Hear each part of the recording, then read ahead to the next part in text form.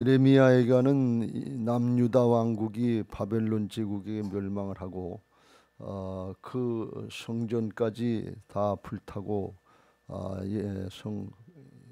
예루살렘 성도 다 무너지고 예루살렘 거리는 다 황폐화된 그런 모습을 보면서 예레미야 선지자가 탄식하면서 애통하는 애가니까 그런 내용이다, 그렇게 볼 수가 있어요.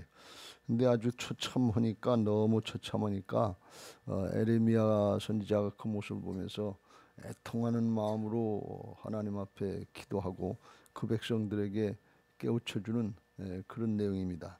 2장에서 어저께도 본 것처럼 이게 어떻게 하나님이 이렇게까지 하실 수 있겠는가 하는 그런 원망 같은 그런 투다 썼는데, 사실은 원망이 아니고 그 백성들의 심정을 하나님 앞에 아뢰면서, 또 이 성경의 내용이 하나님이 그 백성을 향한 심정이 에레미야를 통해서 나타나는 이 겹쳐지는 모습이 있어서 이게 내용이 깊은 건데, 제가 이 모습을 보면서 에레미야 선지자가 참 백성을 위해서만 눈물 흘린 것이 아니라 하나님 편에서 또 보면서 눈물 흘리면서 기도한 눈물의 선지자구나 하는 것을 깨닫고 제 마음에 감동이 왔습니다.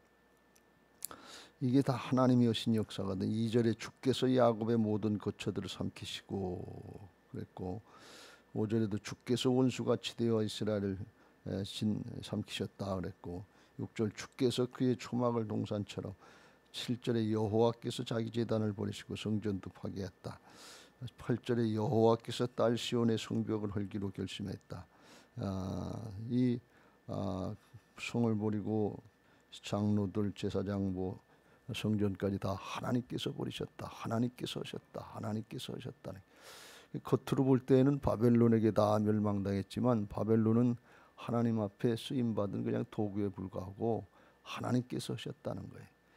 이건 이스라엘 백성들의 편에서 보면 하나님이 살아계시면 어떻게 우리한테 이렇게까지 할 수 있겠는가, 그렇게 원망을 살 수 있는, 불평할 수 있는 어떤 이스라엘 백성들이 당하면서도 자기들의 죄를 깨닫지 못하니까 그걸, 그 심정을 대변해 주는 것 같은 그런 모습이에요. 그러니까 이스라엘 백성들의 수준이, 영적인 수준이 그것밖에 안 되는 거예요. 하나님의 심정, 자기들이 잘못한 죄악, 이걸 깨닫고 깊이 통회하고 애통하면서 회개하는, 거기에 아직 이르지 못한 거예요. 그러면서 지금 당한 현실이 어려우니까 그것만 가지고 하나님 앞에 원망하고 불평할 것 같은 그런 심정인데, 그걸 예레미야 선지자가 대변해 주는 것처럼, 정화시키 카다르시스를 맡게 하는 것처럼 그걸 표현하는 그런 내용이에요. 그런데 이게 또 역으로 생각해 보면 그 하신 분이 하나님이시다, 그러니까 하나님이시다 그러는 말씀. 하나님이시다 그러는 말씀. 무슨 얘기예요? 해결책도 하나님께 있다는 거예요. 그래서 하나님께로 돌이키라 하는 그런 내용이, 그걸 이제 하나님의 심정을 또 예레미야 선지자가 그 백성들에게 나타내는 거예요. 이걸 깨닫고 이걸 붙잡으면 우리에게 큰 은혜가 되고 믿음이 성장하고 성숙하게 될 줄로 믿습니다. 사람은 다 이기적인 죄성을 가지고 태어나서 내 것밖에 몰라요. 내 사정밖에 몰라요. 남의 거 헤아릴 수 없어요. 자식이 아무리 부모님의 은혜를 입어도 자기 것밖에 모르고 지가 잘한 줄 알지, 나중에 끝에 가서 이 주님의 은혜를 알면, 부모님의 은혜를 알면 그때 철들었다고 그러는 거 아니에요. 그때 철들자 죽는다고 잘 몰라요. 우리도 똑같아. 하나님 아버지 심정을 모르는 거예요. 하나님의 자녀들로 다 키워주고 다 내주셨는데 쬐끄만 것들, 있다가 없어질 것들, 세상의 것들, 이런 거 가지고 현실만 생각하고 어렵다 그리고 하나님 원망 불평하기 쉽지, 하나님 아버지의 심정을 모른단 말이죠. 무슨 얘기예요? 잘 생각해 보세요.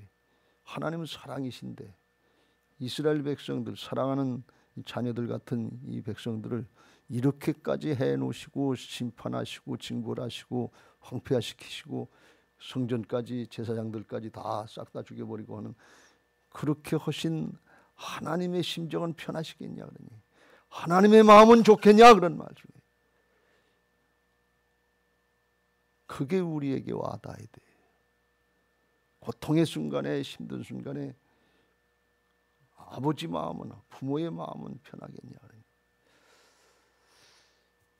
이게 오늘 와닿을 수 있게 되시길 주의 이름으로 축원합니다. 그걸 모르니까 우리는 눈에 보이는 현실만 가지고서 그냥 그것만 가지고 실망하고 낭망하든지 원망하고 불평하든지, 그게 조금 되면 우쭐하든지, 그냥 거기서 그냥 다람쥐 쳇바퀴 도는 것처럼 깊이 들어가지를 못하는 거예요. 여기 예를 들어서 11절, 내 눈이 눈물에 상하며 내 창자가 끊어지며 내 간이 땅에 쏟아졌으니, 이게 예레미야 심정이라는 거예요. 왜 그러냐? 이는 딸 내 백성이 패망하여 어린 자녀와 젖나는 아이들이 성읍 길거리에 기절함이로다.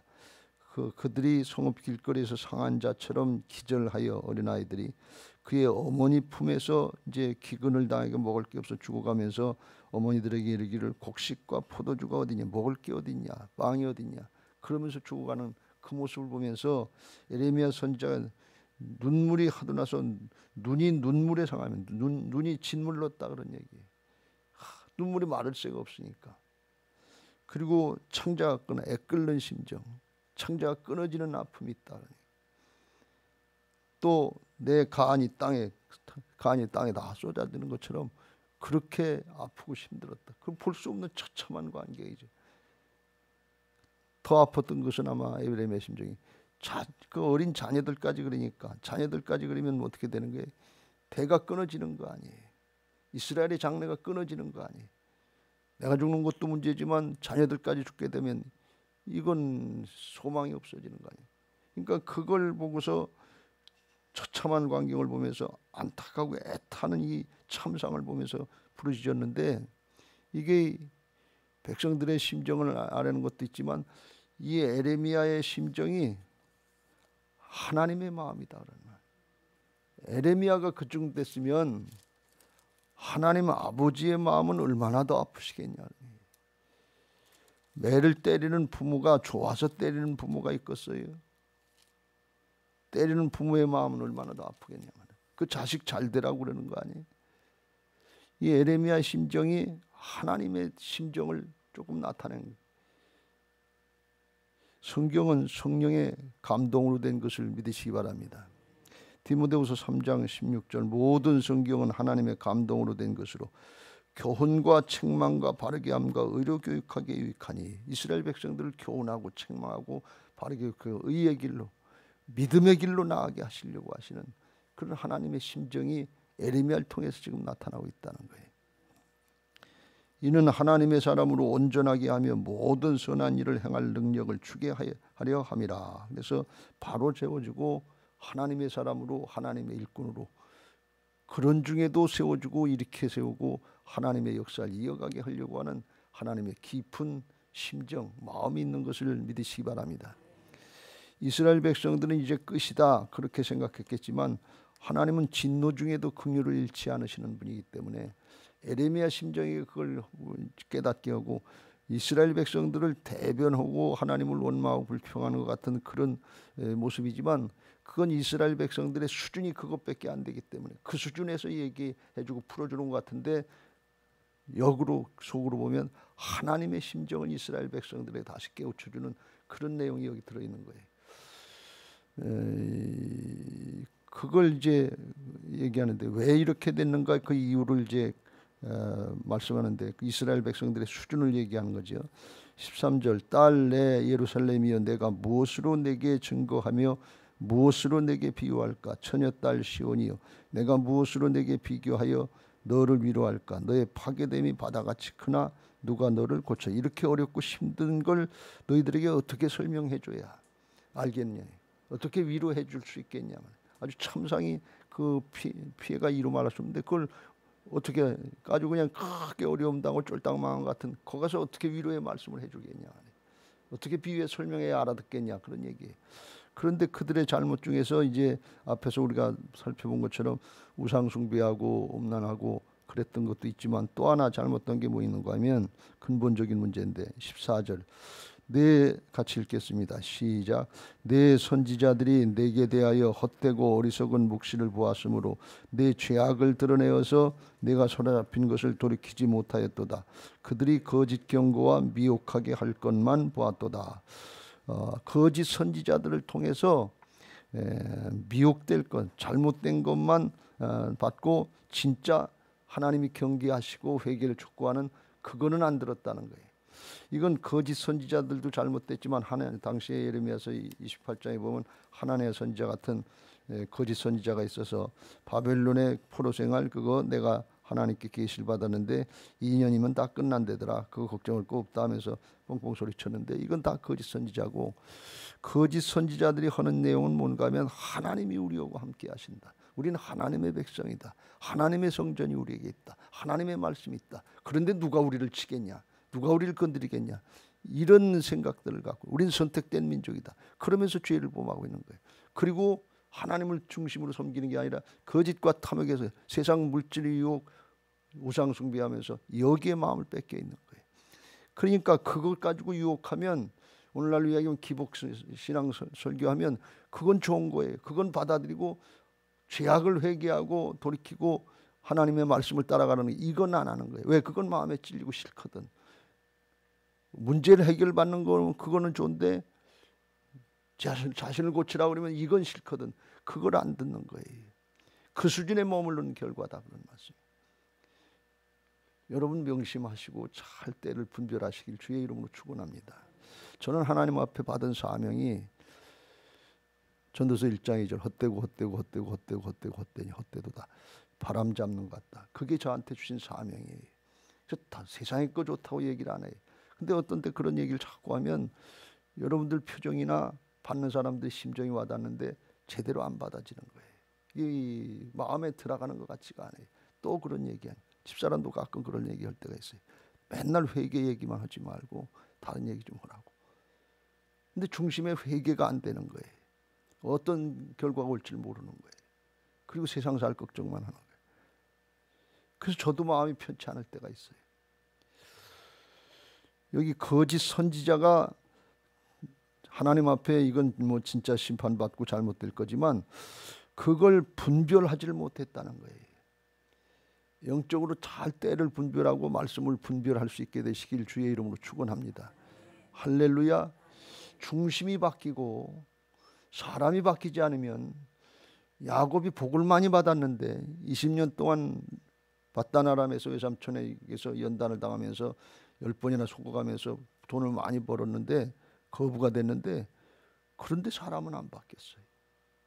야복강가에서 에서를 만나게 하고, 그게 하나님의 은혜죠. 환도뼈 하나님이 치시는 거예요. 어딜 도망가냐 그런 얘기. 그럼 그때는 환도뼈 줬다고 불구자매 늘어났다고 원망하고 불평할 거예요? 아니에요. 그게 사람을 만드시려고 하는 하나님의 뜻이에요. 세상의 것 다 잊어버려도 중심에 우리 자신들이 하나님을 섬기고 내 안에 예수님이 주인 되시고 주님의 사람으로, 하나님의 사람으로 설 수 있게 되시길 주의 이름으로 축원합니다. 하나님 앞에 서는 게 뭐냐 말이지. 그렇게 분별을 못하니까 어떤 결과가 나왔느냐. 15절 16절 조롱당하고 멸시당하면서 15절 비웃고 머리를 흔들면서 이게 너희들이 받은 영광이냐, 이 성이 예루살렘 성이 하나님의 성이냐 조롱했고, 내 모든 원수들을 향하여 너를 향해서 입을 벌리고 비웃고 하면서 원수들에게 조롱당하고 멸시당했다. 그러니 그게 이스라엘의 현실이에요. 그런데 그때 하나님은 어떻게 됐을까요? 이스라엘이 조롱당하고 멸시당하고 세상 사람들에게 손가락질 당할 때 교회가 손가락질 당하고 욕을 먹고 오늘날, 그런데 그때 예수님은 어떻게 됐을까요? 예수님의 이름은 어떻게 됐을까요? 땅에 떨어졌지. 주님이 우리하고 함께 고통을 당하고 함께 모욕을 당하시고 조롱과 멸시를 당하고 있다고 하는 사실을 우리는 깨달아야 될 줄로 믿습니다. 이 현상이 어디에서 똑같이 나타나는가 하면 주님이 그걸 담당하시, 십자가를 감당하실 때 그게 나타나요. 마태복음 27장에 38절 이후에 이때 예수와 함께 강도 둘이 십자가에 못 박히니 하나는 우편에 하나는 좌편에 있더라.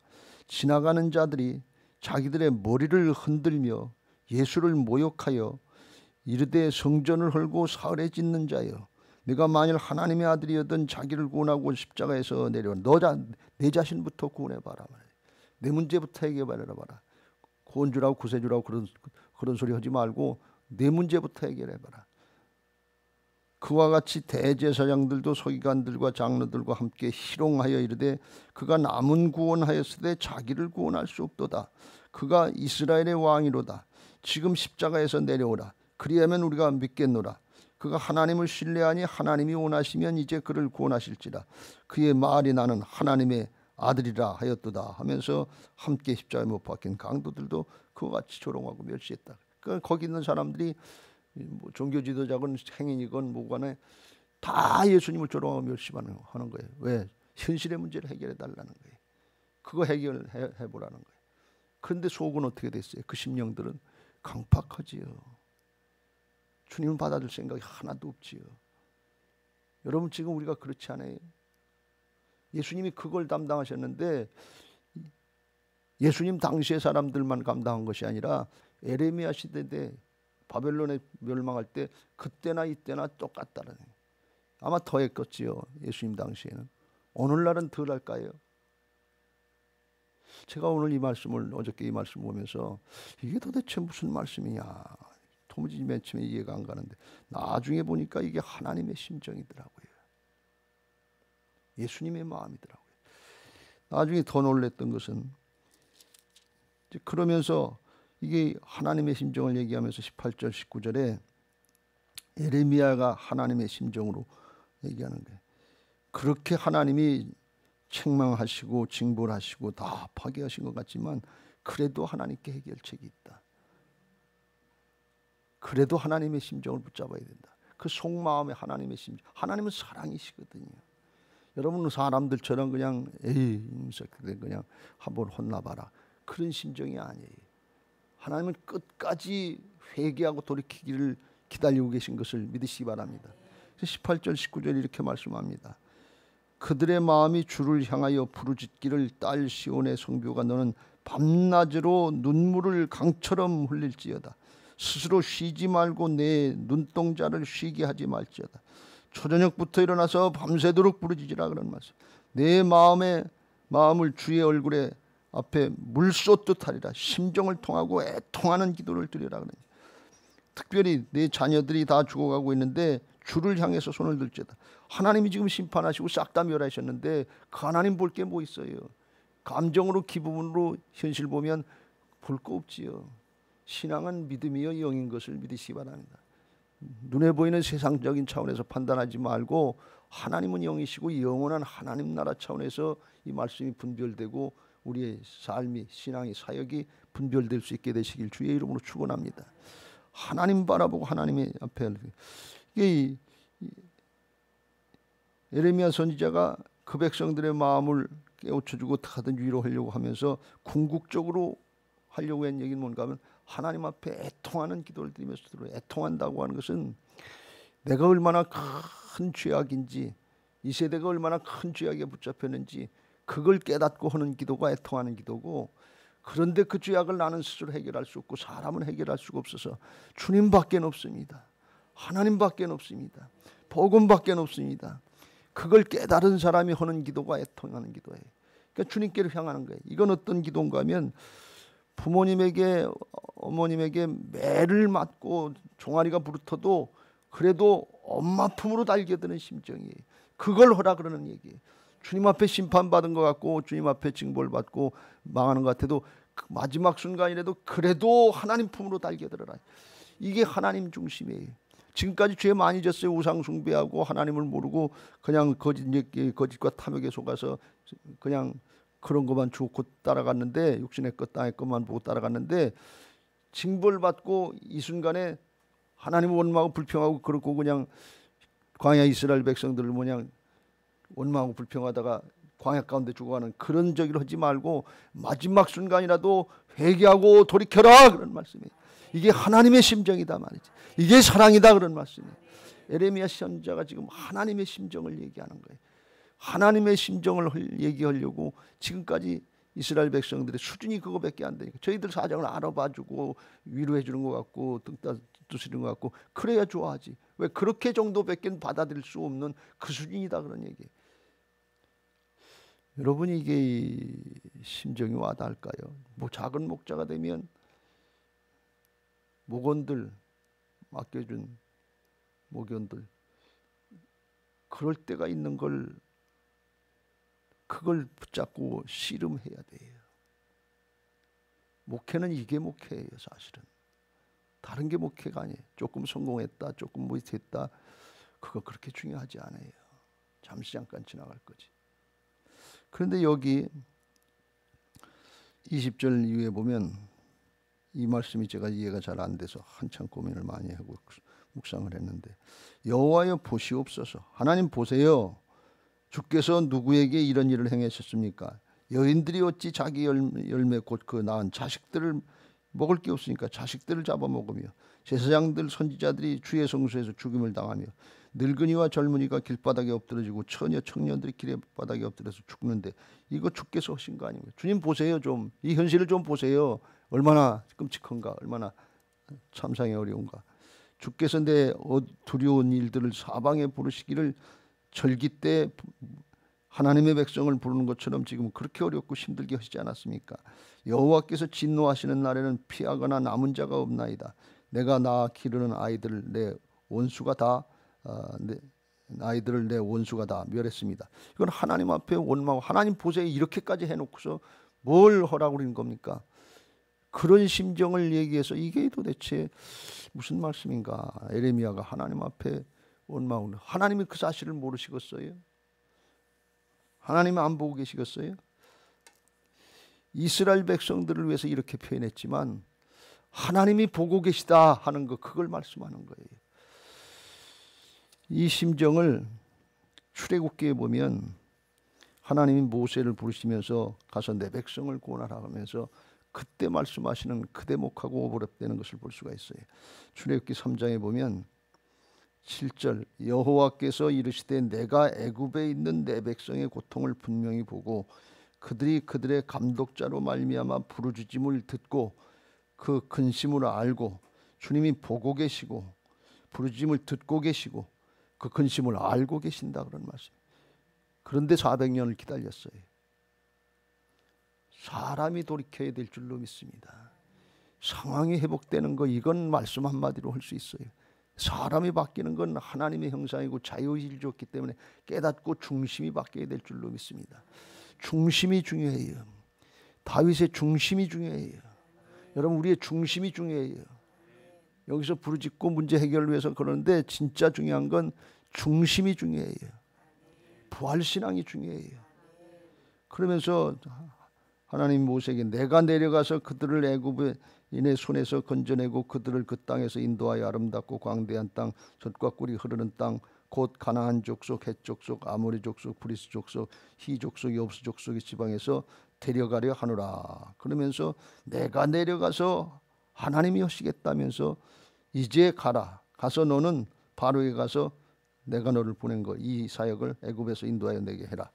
이제 내가 너를 바로에게 보내어 너에게 내 백성이 이스라엘 자손을 애굽에서 인도하여 내게 하리라 하면서 그 모세를 보내는 거예요. 모세는 그 뜻을 잘 모르고 내가 누구에게 갑니까 그랬습니다만 하나님이 가시겠다 그러면서 모세를 보내요. 무슨 뜻이에요? 하나님이 모세를 붙잡고 일하시겠다는 것이 내가 너와 함께 하겠다. 반드시 너와 함께 했다. 이게 부활신앙이고 하나님의 의의 도구로 쓰임받는 것인 것을 믿으시기 바랍니다. 하나님 우리에게 명하시는 것 같은데 주님이 우리를 붙잡고 일하시겠다는 거예요. 왜? 이게 죄악과의 싸움이니까. 그걸 하나님 모르시지 않는 거예요. 그걸 지금 얘기해. 하나님이 보고 계시다 그러는 거예요. 그 참상을 보고 계시고 알고 계시고 근심도 알고 있는데 그걸 이스라엘 백성들이 알아듣게 표현하는 거예요. 이스라엘 백성들은 수준이 그거밖에 안 되니까 현실밖에 모르니까 그걸 표현하고 하나님의 심정을 붙잡고 하나님 앞에 애통하는 심정으로 돌이켜라 그런 말씀이에요. 마지막 순간 다 잊어버리고 죽을 순간이라도 죽는 순간이라도 돌이켜서 심령이 하나님 앞에 바로 세워지고 하나님과의 관계가 회복되는 그걸 허락하는 말씀이에요. 왜요? 해결자는 하나님밖에 없기 때문에 그래요. 주께서 다 진멸하셨지만 하나님이 하신다. 왜 그러냐? 17절 여호와께서 이미 정하신 일을 행하시고 옛날에 명령하신 말씀을 다 이루셨으며 긍휼히 여기지 아니하시고 무너뜨리사 원수가 너로 말미암아 즐거워하게 하며 내 대적들의 뿔로 높이 들리게 하셨도다. 그래서 지금은 잘못한 죄악 때문에 우상 숭배하고 거짓 따라하고 욕심을 따라간 그 죄악으로 심판하셔서 진 긍휼을 베푸지 않으시는 것 같지만 하나님은 말씀대로 하시는 분이니까 축복도 말씀대로 하시지만 심판도 말씀대로 하신다 말이에요. 회개하고 돌이키면 용서하시고 받아주시는 것도 회복시키는 것도 그것도 말씀대로 하신다 말이죠. 그래서 그 하나님의 신실하심을 믿고 애통하는 심정으로 하나님께로 돌이켜라 그런 말씀. 이건 대단히 어려운 말씀이에요. 왜? 우리가 편하고 쉬울 때 그냥 괜찮을 때 그때는 그냥 제3자적인 입장에서 생각해 보면 그냥 그럴 수 있겠다. 근데 내가 그렇게 당하고 있을 때 내 자식들을 죽여야 되고 쫄딱 망하고 소망이 없고 희망이 없는데 그때 하나님께로 돌이키고 하나님만 붙잡는다는 건 이건 쉬운 일이 아니에요. 그땐 말씀이 안 들어요. 귀에서 튀어요. 마음에 닫혀 있어요. 설교하다 보면 그런 심정을 느낄 때가 많아요. 말씀이 튀고 있구나. 안 받아들이겠구나.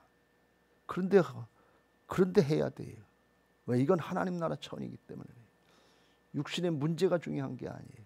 사람은 한 번 났다 다 죽어요. 죽지 않은 사람 있어요? 그거 들고 갔다는 사람이 있어요?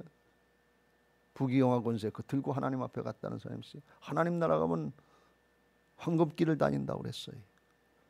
보석이 깔려 있어요. 그거 하나도 중요하지 않아요. 생명이 중요해요. 심령이 중요해요. 무엇보다도 내 마음을 지키라고 그랬잖아요.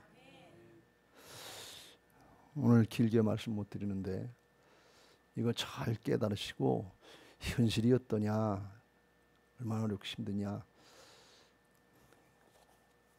고집 피우지 말고 그래봐야 내 안에서 그냥 내 자아, 조그만 자아, 죄악 덩어리 안에서 거기서 복닥복닥 하다 끝나는 거지 그 자아가 깨트려져야 돼요. 하나님이 원하시는 것은 상한 심령이라. 그리고 통회하고 자복하는 그걸 하나님이 예배 시간에 원하시는 것이지 다른 걸 원하는 게 아니에요. 하나님의 심정을 붙잡고 오늘 기도하실 수 있게 되시길 바라고 어렵고 힘들 때 내가 힘들지만 하나님은 또 얼마나 힘드신 마음으로 기다리고 계실까. 이제나 돌아올까 저제나 돌아올까 길이 참고 기다리시는 하나님의 심정은 어떨까. 제가 이걸 기도하다가 그런 생각을 했어요. 우리에게 재정적인 문제도 있는데 하나님이 이걸 우리에게 허락하시고 중심으로 하나님 앞에 저부터 시작해서 돌아오게 하시려고 기다리고 계시는 그 하나님 심정은 뭘까? 여러분이 지금 당하고 있는 어려운 문제는 뭡니까? 그거 하나님이 중심으로 원하시는 기도가 뭘까? 그걸 깨닫고 그걸 기도할 수 있게 되시길 주의 이름으로 축원합니다. 하나님은 그걸 기다리고 계신 거예요. 그걸 원하고 계신 거예요. 야곱이 환도표가 깨지고 축복해 주지 않으면 안 되겠다. 이제 하나님만 붙잡고 씨름하겠습니다. 내 잔꾀 부리지 않겠습니다. 중심으로 돌아오면 에서의 마음을 움직일 수 있는 건 하나님밖에 없어요. 문제를 해결하시는 분은 하나님이세요. 가장 좋은 방법으로 사람도 바꿔주시고 문제도 해결되게 하시고. 근데 우리는 나는 그냥 놔두고 건드리지 말고 문제만 해결해주고 상대방만 바꿔주세요. 이런 심정들이 있단 말이죠. 우리가 하나님 앞에 모두가 다 반역죄인인 것을 믿으시기 바랍니다. 남의 탓할 게 없어요. 우리가 상대방에게 용서해 주려고 하는 건 100대 내렌 정도고 내가 하나님 앞에 용서받고 탕감받은 것은 1만 달란트다 말이지. 그 사실을 깨닫고 중심으로 하나님의 은혜 가운데서 선악법으로 선악 갖다 먹은 선악법으로 판단하지 말고 하나님의 예수님의 십자가 부활의 은혜와 사랑의 법으로다가 그걸 적용할 수 있게 되시기를 주의 이름으로 축원합니다. 오늘 짧은 시간이 돼서 다 말씀드릴 수 없습니다만 이 예레미야를 통해서 예레미야가 그래서 훌륭한 선지자다 하는 걸 그 중간의 입장에서 이스라엘 백성들은 다 망하고 깨닫지도 못하고 들으려고 하지도 않고 하나님이 원망되고 불평되는 그런 심정에서 하나님의 심정을 얘기하고 그걸 대변하고 그 중간에 서 있는 예레미야가 눈물의 선지자가 될 수밖에 없었겠구나. 아주 그냥 뭐 인간적인 감정이 아니고 하나님이 주는 감동 가운데 그런 사명을 감당했다 하는 것이 제 마음에 와닿고 감동이 됐는데 오늘 여러분에게도 그런 은혜가 있게 되시길 주의 이름으로 축원합니다.